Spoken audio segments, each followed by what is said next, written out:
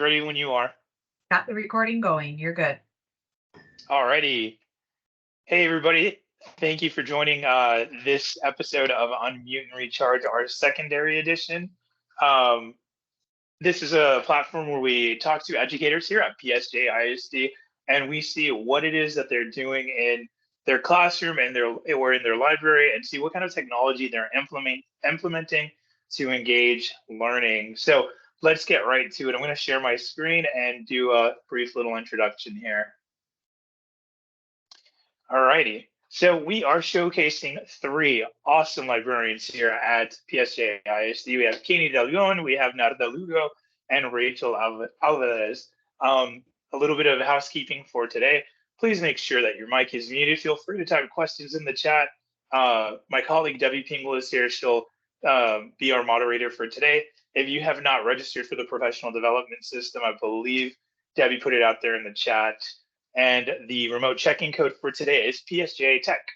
So I'm not going to waste any more time here. Let's go straight into it. Our first presenter is Kania De Leon. She is a librarian at Austin Middle School.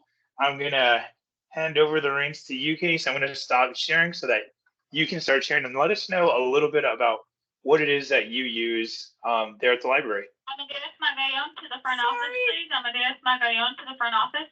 And actually, Marco, can you put up those slides once more? Can you put up the slides?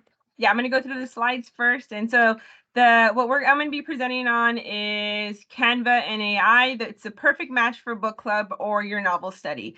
And actually, Marco was around the school the other day, and I was working on a project with book club. And then he's like, hey, did you know this? And I was doing it very hands-on, old school, even though we do use tech in the library, but I like to get the kids involved. But he's like, hey, did you know that it could do this? And so I was like, well, come on over, Marco. We kind of sat on the computer because we've just finished the book in between. So we were working on what I wanted the kids to do. So my very simple lesson, I should say, turned into something bigger and greater. And the kids loved it, and they're still working on it. We haven't closed up the book just yet. But Canva and AI, it helps you work on the students' visualization skills, which helps with basic comprehension of the text and also understanding how parts of the story work together, because we all know if the kids can't see it, and we live in a generation where they're always connected, and they're connected visually. Not only are they listening, they're seeing, and by seeing, they make the connection. That's why it says that tagging imagery to what is learned helps both the encoding and the retrieval process, because it makes the learning multisensory, which in turn helps with the long-term memory. So those kiddos that are struggling in the classrooms with reading, try and do this with them, okay? Because they're the ones that are going to be building the pictures. And I know there's different types of readers. I know when I read, it's like a movie going on in my head, and that's why I get so absorbed in books. But not everybody. I thought that everybody read like that, but not everybody has a voice when they read in their head. Not everybody has a picture when they read in their head. So when Marco showed me what this can do through Canva, I was like, oh my gosh, that's so awesome. Because in our book clubs we have dyslexic students. We have kids who just love being in book club, but they struggle with reading. And so I really love this, because I was like, you know what, this is something that is inclusive for everybody. It doesn't matter their level. They're going to build their visualization skills, and they're going to actually build their sentence building skills. So it's kind of cool. So I'll go through it really quickly. So if you I'll go on to the next slide, Marco. So if you look right here, you're going to see that these are some examples of what the kids have done. So, and these are two separate students. So, and you can see how the images, they're very complex. Like this kiddo right here, I mean, I'm amazed at the pictures that they put together and they generated. So to me, when I look at this, if any of you have read the in-between, you see the girl on the swing, you see when he gets on the bus, and you see kind of the struggles that he's going through. There are new kids, they're in a new place. And then over here, not only did they add the picture, but they added voice. And so as a teacher, you're able to see, do they really understand? And I just love this. And go on to the next one, Marco. And so here we have more conversation, and this is a really important part in the book. They're on a bridge. They're kind of letting out their anxieties, and one kid is telling the other, just yell, just let it all out, man. And so I love right here, it says, I can't, I'm afraid. And over here, he's like, oh, all right. And in the book, he goes ahead and he yells and he does it. And I just love how they did this one. So then go to the next one. And I loved it because they all have setting. Like they're not, like usually we tell a kid to draw it, they draw it like just in an empty paper and there's like one stick figure, right? And so with Canva, it helps them. They don't have to be super artistic as far as, manually doing it, but they can get the pictures in their head onto paper by pulling from images. And so this is like a little glimpse into their brain. And if you see all the pictures, they're all a little bit different because you can see the creativity, you can see how complex their thoughts are. And these are a little bit more simplified than the other two, but they still get the point across. In the story, they're always going into Connor's room and they're talking and the little sister, and the laptop is a big part through the whole story. And so here, like, I can see exactly what the child is seeing in their head while they're reading. And thanks to Canva and AI, it comes to fruition. And then here we go too, and even other kids. And I love it because the kid who doesn't understand, yeah, that one right there, the kid who doesn't understand what's going on, like right here for this one, it's like an explosion and the bridge's supposed to be falling. But one of the kids, when we were showing the slides, they're like, why is this guy so happy? Something bad's happening, but you can tell that the other one understood, hey, that chapter, there's something wrong with it. Not wrong with it, but it's like, that's not the way it happened. So then they start having conversations of, okay, why should that picture be altered? And so they're talking about the book and all by themselves. And I'm just walking around and I'm just like, this is so cool. So anyways, this is my student work. So now we'll go and I'll share my screen and I'll show you guys how we did this. And I talk really fast, guys. So if I'm going too fast, just let me know. So here we go. Can you see my screen? No? Yes? Yes, we can. You're good. Yeah, okay. All right. And let me move you over to this side. Okay. So right here I did two windows right here because the black one is the incognito window. This is my student window, but I actually figured out something else right now. So, and this is my account. So we all have an account to Canva. And so we are here.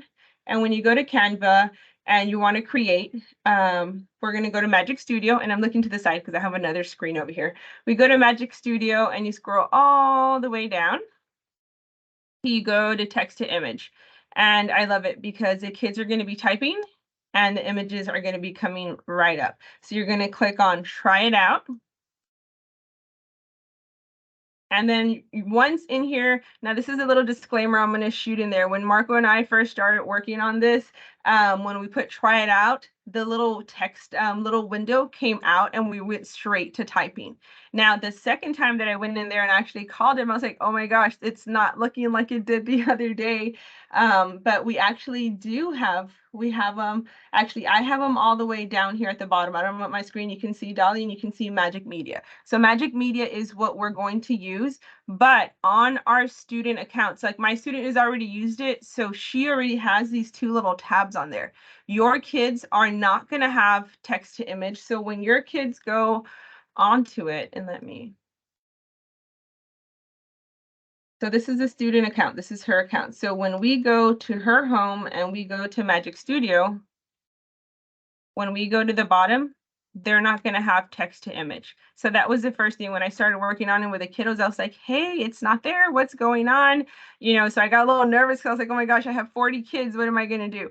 But then I learned from my student. They're like, Miss, oh, don't worry. Did you hear about the AI? You can just type in, and his name actually happens to be Dolly. So you type in DALLE, and it's another AI that you can use for it. So I was just like, oh my gosh, what do we do? But I said, you know what? Let's not worry about it. And see, it's right here. Dolly's right here.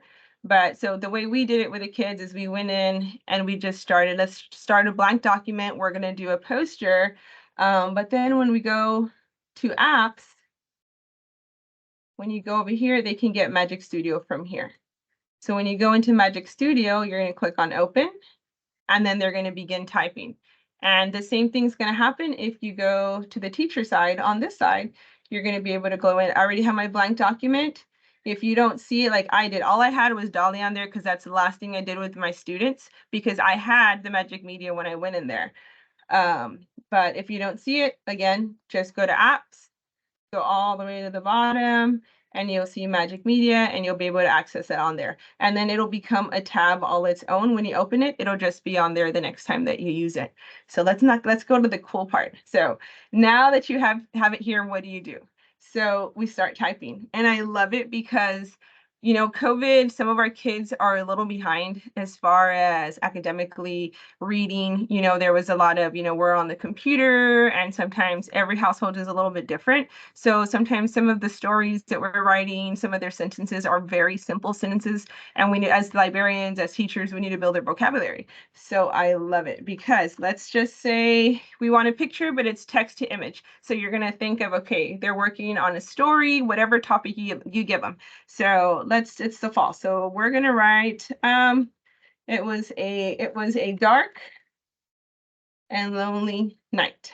So if you type that in, the AI is going to generate an image for you. And it takes a little bit, but if you're patient, it gets better and better. And so this is also a visual for students on how, if you're working on grammar, how their sentences are going to become more complex with the more detail that they write in it.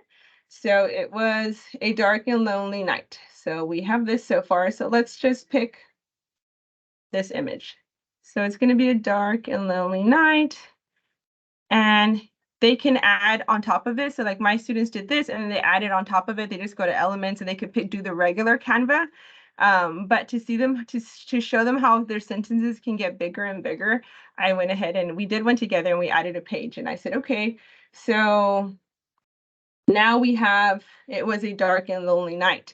And I'll say, okay, so your characters are just floating around anywhere. Where are they? So it was a dark and lonely night on the farm. Now we have a setting, right? So let's go generate another picture.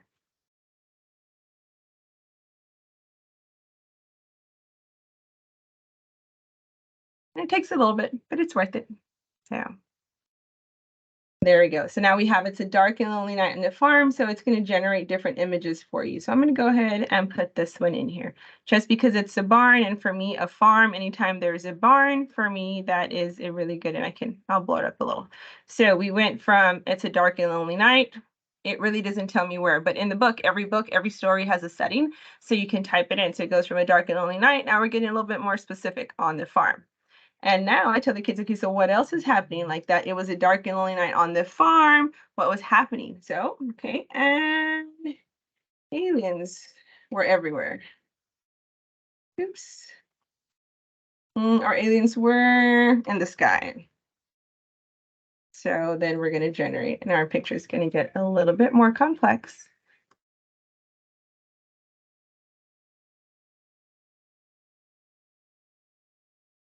And I know some of these steps might be like, you know, we should have learned this, you know, in elementary, you know, but the truth is some kids don't. Some kids that struggle with reading, they don't, and they need the pictures. So if you do this, then we're going to choose this one. And it's, oops, and it's all through AI. So it generates the pictures, and some kids might struggle with. So then you can show them from the beginning. Okay, we started with a simple sentence. It was a dark and lonely night. You needed to tell me the setting. Okay, on the farm. So what was happening? So now it's a dark and lonely night on the farm, and there's aliens all over the place. So now the story has come to life. The kids are now they can envision themselves. If it's those kids that don't have the mental picture, now they see a picture now, and everybody's is different. Like some of the kids, like we have some anime pictures that you've noticed with my student work. So some of them see in anime. That's what I like to see, because all of the characters are anime characters no matter what story they read. Others, the characters look different. And so this might be one student's image, but somebody might generate something else. But they're all going to be on the farm, but depending on what they select, their images will be different. And so you get a little glimpse of what their movie looks like, what their novel looks like. And I just love it because the kids can create anything. And like I said, they can go back to elements on Canva and type in people, and then they can pick a character, and they can, if they're the crowd, the neighbors were there, you know, what's going on, the whole neighborhood came out.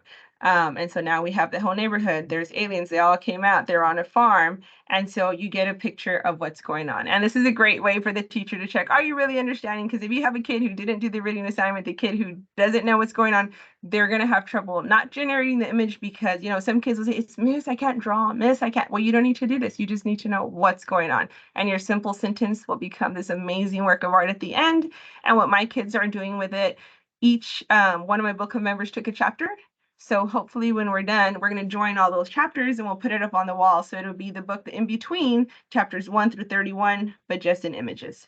So, and it's kind of cool because the kids get to work with it. So Canva and AI, I totally recommend it. So that's my 2 seconds.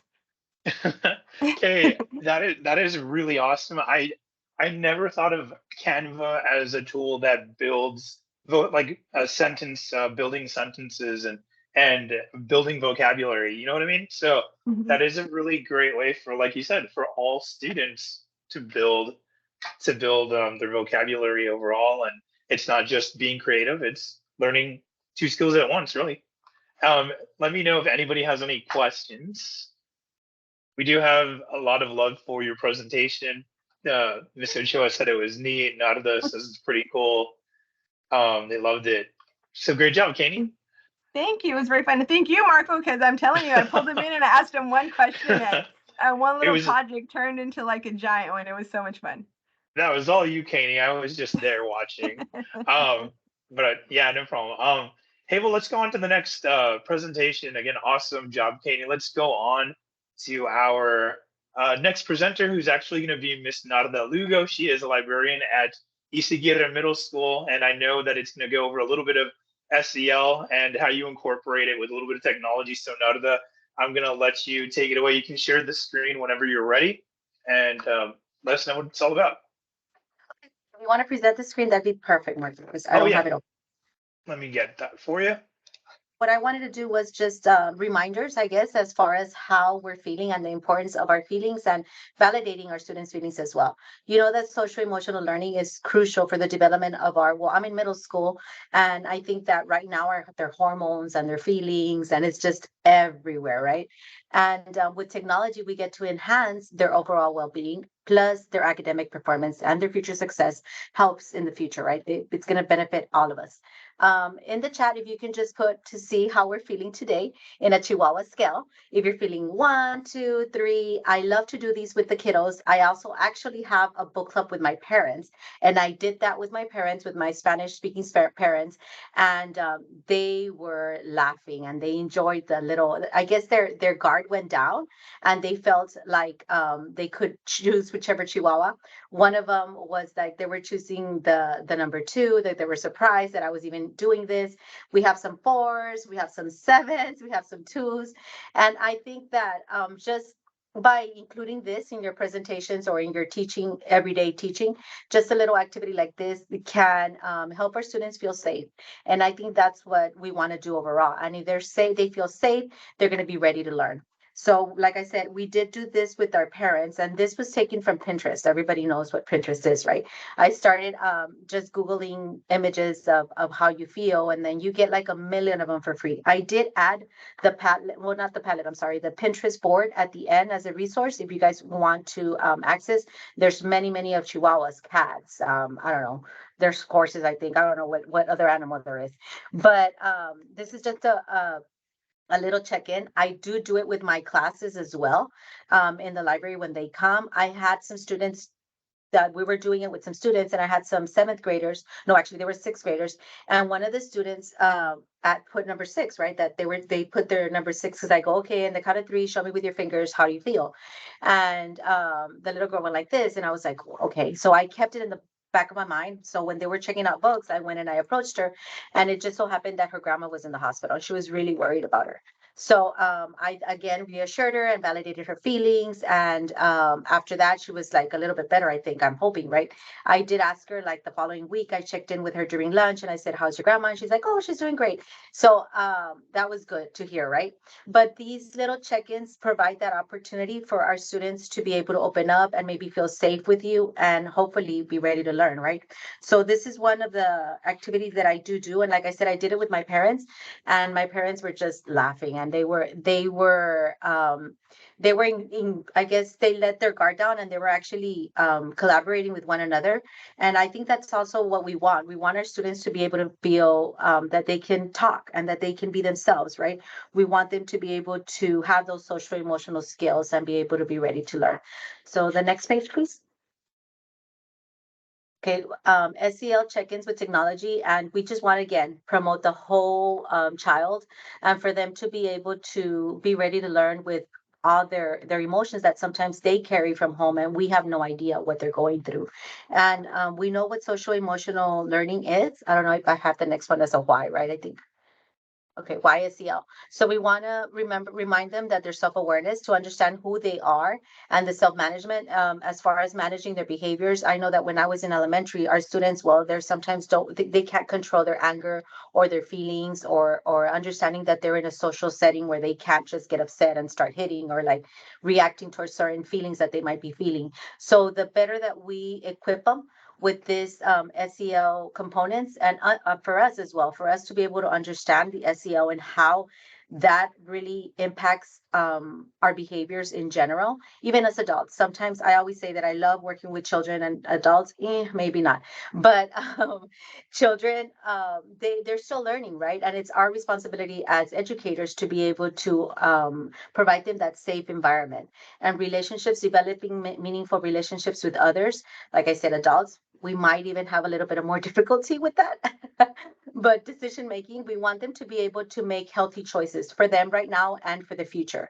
So the best way, I guess, the better way that we are equipped, we with understanding how they are and the process of SEL, I think the better for all of us.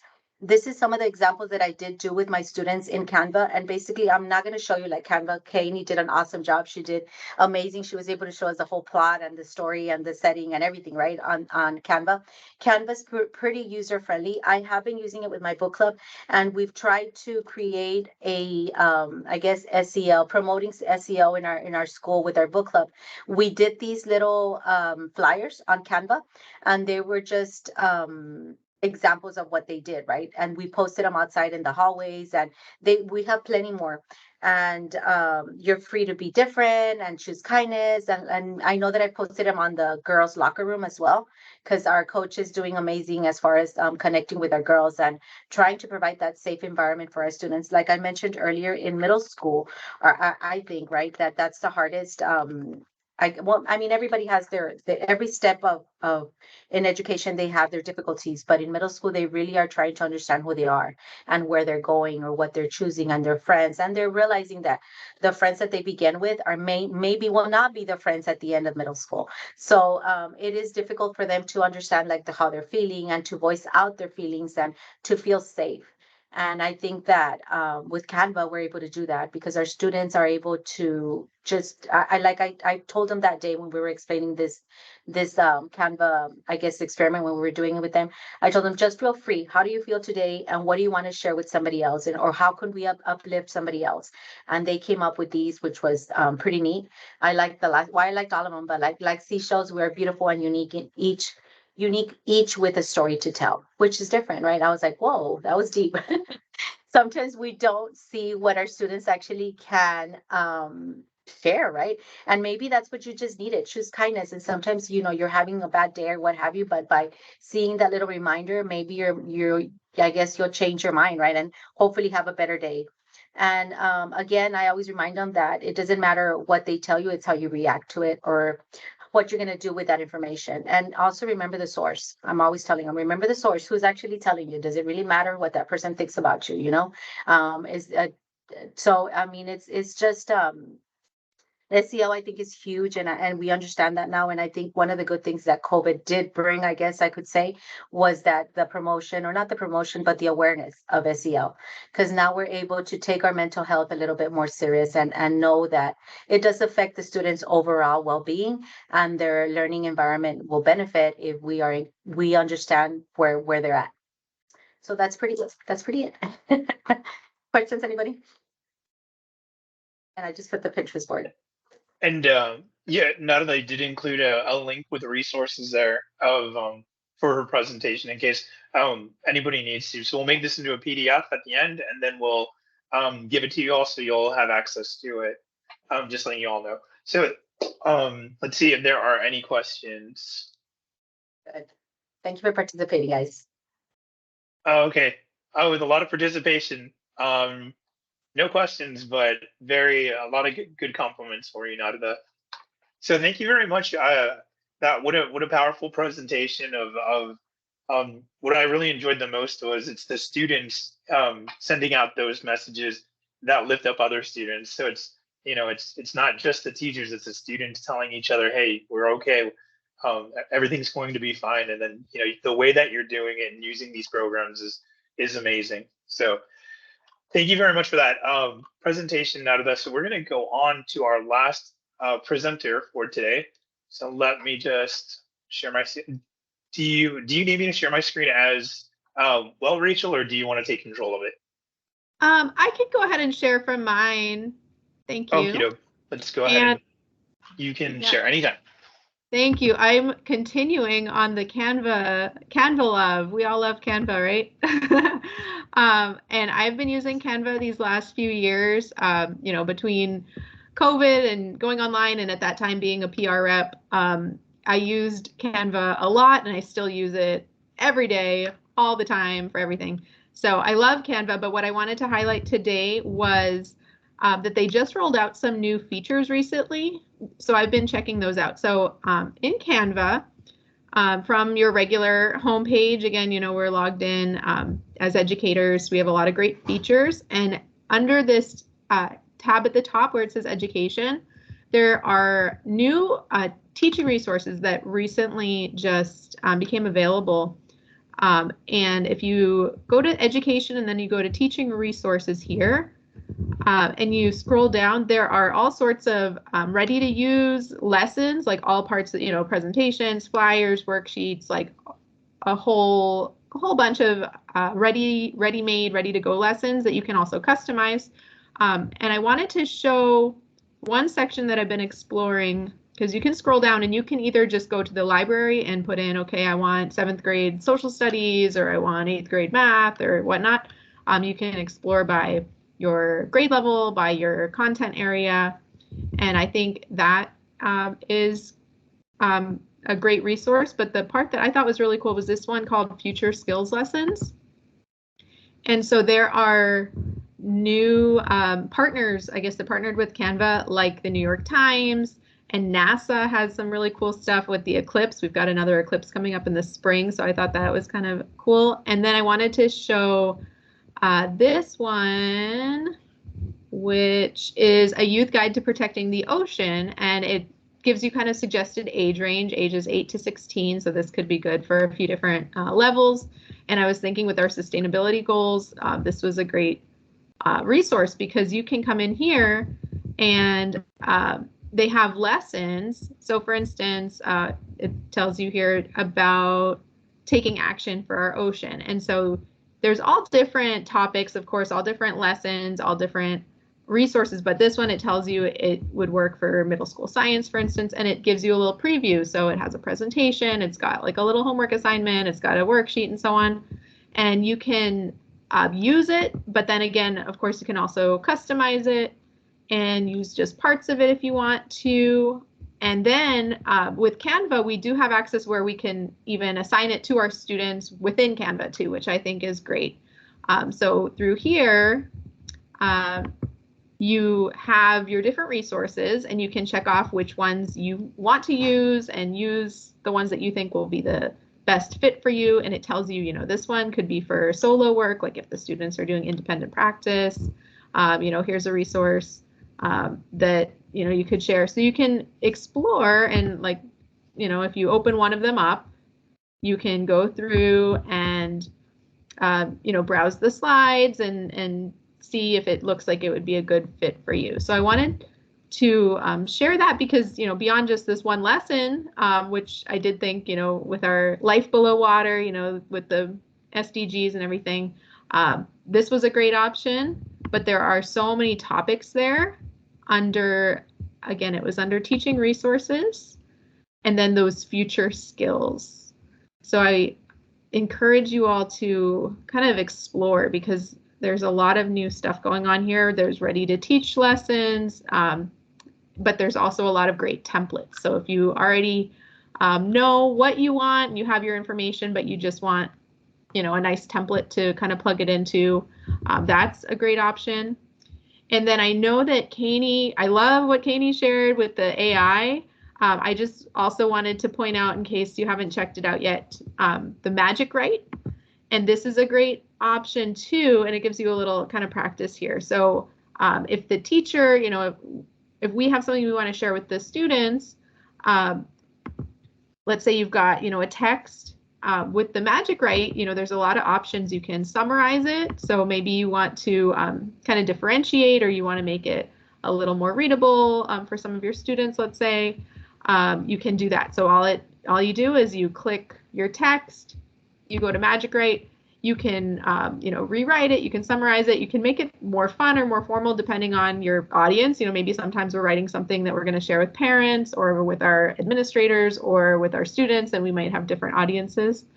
The Sprinkle Fairy Dust one just makes me laugh because it kind of it just jazzes up the wording, makes it very kind of whimsical, I guess. And then you can also do translation. So let's say that you are teaching dual language through the Magic Switch, you can translate. So like right away, it can translate your whole presentation even, which I think is great. Let's say you've done a whole presentation that you're really proud of and you are ready to teach it, but you also teach a section in Spanish. You can just go down to Spanish and translate like everything, and it'll translate all your slides. And then of course you can kind of double check it, make sure that it looks good, but it gives you your whole presentation. And then sometimes you do need to just adjust the formatting a little bit, but it's a big time saver. And I think that is a great tool. So I really love all the new things that Canva's been rolling out, and I already loved Canva, but now I'm excited to learn some of the new tricks and explore more in the tools. So that is what I wanted to share today with Canva. I'm going to stop sharing here so I can see you all. Awesome. Thank you so much, Rachel. A lot of positive comments in here. I was one of them, and I said I didn't know that the lessons that you had showed, I didn't know that. So you learn something new every day. You got a lot of positive feedback from Denise, from Miss Butanda, from Kanie. So that was an awesome presentation. I encourage everybody in here to just get on Canva and kind of just mess around. You learn something new every time you log in. And that I always call the Magic Write. It's like a more fun version of Chat GPT. So pretty cool, especially if you're doing newsletters and stuff and you want to make it like real fun and engaging. Use the Magic Write. Let us know if you have any questions in the in the chat. And from here, Debbie, are we ready to go to our door prize for today? We are. I'm ready. Let's spin this wheel. Let me just shuffle up the names. I think I've got everybody. Just shout out right now if your name's not on there. Okay, got everybody? Let's press the wheel. The first winner, or the first person called, will be the winner of our door prize today.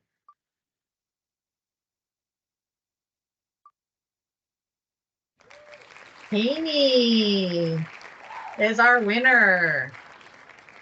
Congratulations to Kanie. Awesome. Congratulations, Kanie.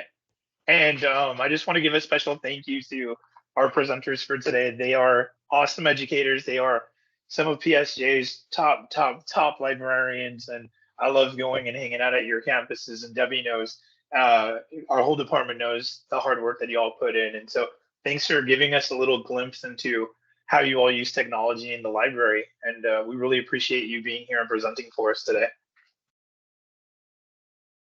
But other than that, I thank you all for being here.